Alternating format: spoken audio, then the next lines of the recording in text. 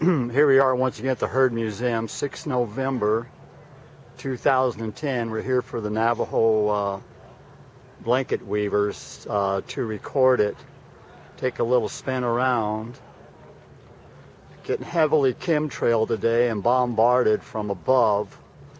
All the clouds you see are probably made from chemtrails. Pan around here. Just was listening to Cliff High on a program predicting $5 a day silver and nuclear attacks in Washington, D.C. And once again, we're facing Central Avenue here. So like I always do, we'll do a little 360 of downtown Phoenix here and go look at the ladies' weavings. Not much of a crowd here. I thought there'd been a bigger crowd, but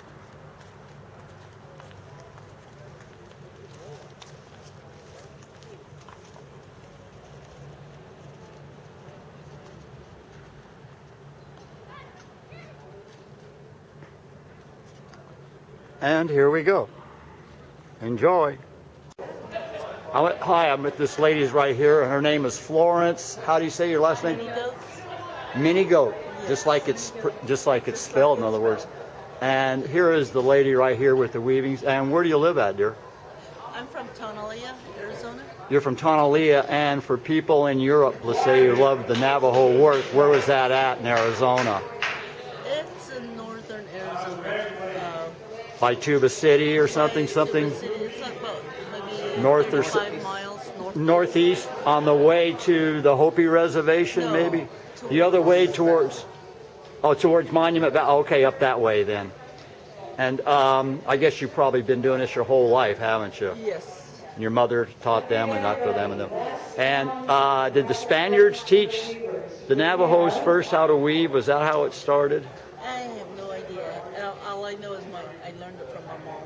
You learned it from your mom, huh? I learned it from my mom, and she learned it from Her mom, that's what I'm saying, for generations down, huh? And just for people out there in the world, how much would one of your rugs go for, dear? This one is $4,200. Not cheap, but not done.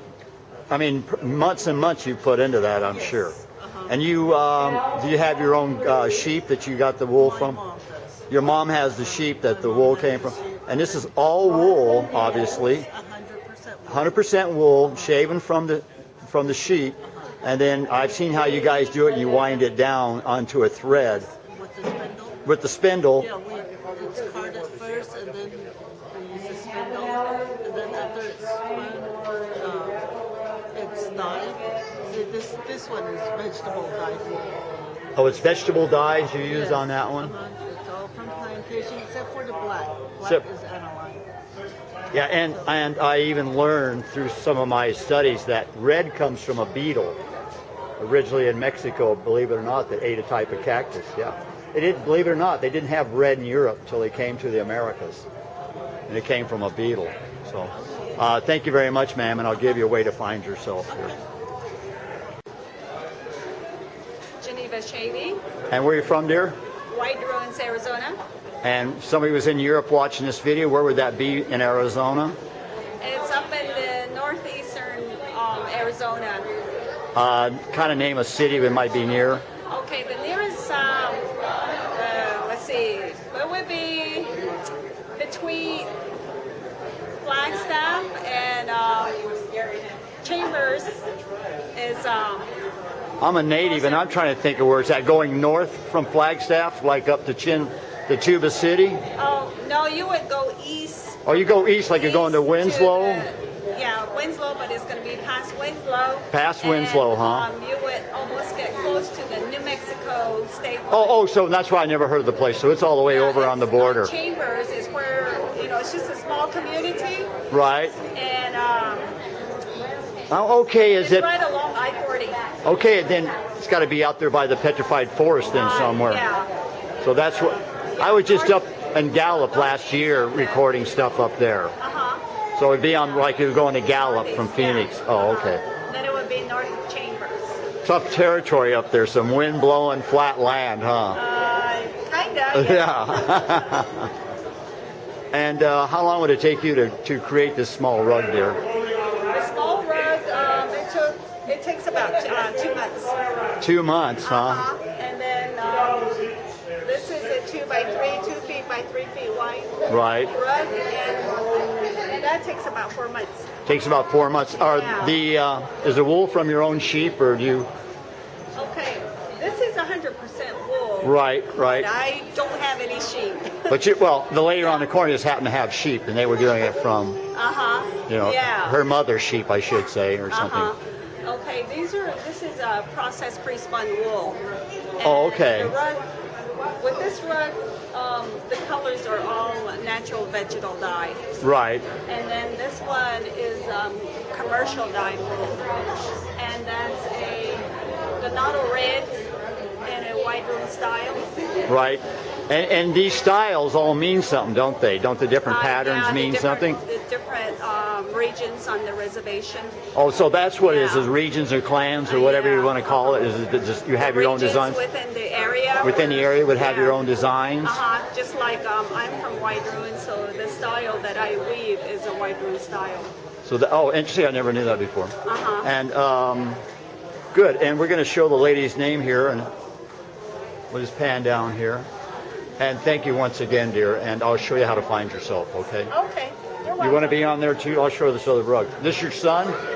That's my nephew, and that's my sister's rug. Oh, and that's your sister's rug right here, huh? Thanks. Now, Yeah, now. Marie Sosi from Gilbert, Arizona. Oh, she's from here in the valley then, huh? So I live in South Scottsdale, the poor part as I call it. And are you Navajo? Yes, I am. And you didn't grow up in Gilbert, did you? No, I'm originated from Fort Defiance, Arizona. Fort Defiance now, for people, let's say somebody in Europe or someplace, where would Fort Defiance be? Is that up by north of the Apache Reservation? It's close to Window Rock, Arizona. Oh, up there, that's right. It's up by Window Rock, isn't it? Oh, okay, almost to New Mexico then. Uh-huh. Yeah, and it's famous in Native American history anyway, wasn't there some big yes. standoff or something like that up there many years ago? And of course you're Navajo, right? So we're going to show this lady's work here. And I guess you got learned this from your parents, no? Your mother? Oh yeah, I learned it from my mom. Your mom, and your mom probably learned it from her mom, right? Yes. How'd you end up in Gilbert? Well, my husband retired, so we decided to move down here. Oh, who'd you retire from up there? The power plant? The power plant. They used to call it Utah International, the coal company. The what now? The coal company. Oh, Mr. Peabody's Coal Company, or that's what I call it. Then the company I work for is selling coal to Arizona Public Service, Oh, okay, and Arizona Public Service burning it right. to provide power. Oh, so you worked at the Four Corners Power Plant then up Yeah. there with the big stacks you can see Yeah. forever. I've been an accountant up there for 28 years working for the plant. Oh, and you were an accountant for him, Yeah. did you say? Yeah. I can see why you ended up down here then. Yeah, we both went to school. I went to school at Arizona State. Oh, you went to Arizona State University? Yeah, I'm sure. And where did you grow up at? I grew up in Fort Defiance. Oh, you grew up in Fort Defiance too Yeah, then, and huh? after I finished high school up there, went to school at Arizona State, and got my degree in the accounting department. Then you just got to work for... And I worked up there, worked up with the Navajo tribe for about 16 years. After that, Navajo tribe went to transfer to the coal mine business in San Juan County. Yeah, now didn't the Navajo they just elected up there, now he's been subpoenaed or something like that? Yeah, I read that in the paper a couple of days ago. Yeah, it's so bad to hear that. I know it is, because I follow all that. I'm a native Arizona, so I follow it, and I seen that.